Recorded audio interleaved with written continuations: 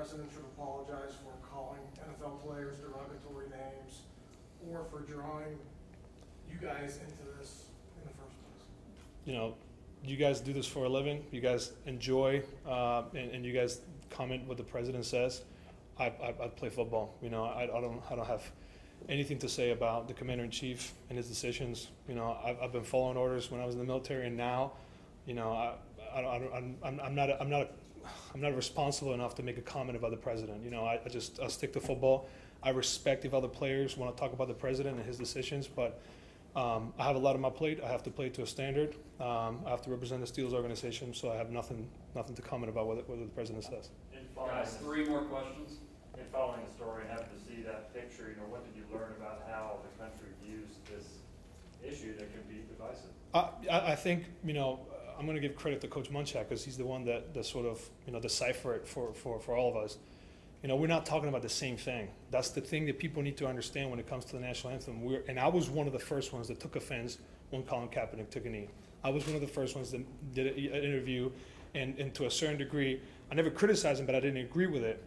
What people don't understand is that people that are taking a knee are not saying anything negative about the military. They're not saying anything negative about the flag.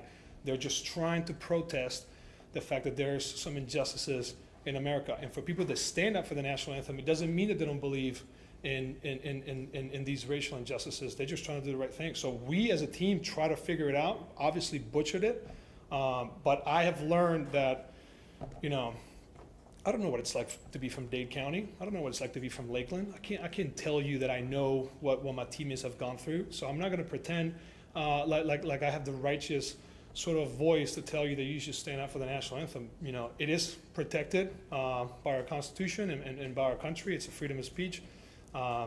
People felt that based on the comments that the president made, that they had to go out and protect and support Colin Kaepernick, and you know that's completely in their right. But it was not something that we were trying to do with the Steelers. We were trying to be unified, and unfortunately, I made the team look sort of, you know, all over the place and not unified. And so it's just a very unfortunate, you know, sort of 48 hours for me. Do you think more, guys? Do you think you'll be able to kind of go back to the anonymity that you seek, or is this? I'm sorry. Can you repeat the question? Is this? Do you think you'll be able to go back to the anonymity that you seek? Now you're thrown out in front of this. Do you think you can get back to?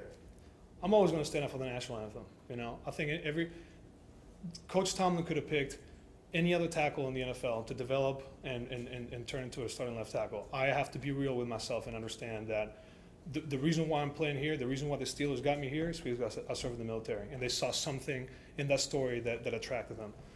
Because the Philadelphia Eagles cut me, and I was the first player to be cut in Philadelphia. And then the only person to call me was Coach Tomlin. So I don't know. I mean, to a certain degree, I really don't care. I can't go out there and either pick you up if you're taking a knee, or, you know, make you put your hand on your heart or sing the national anthem.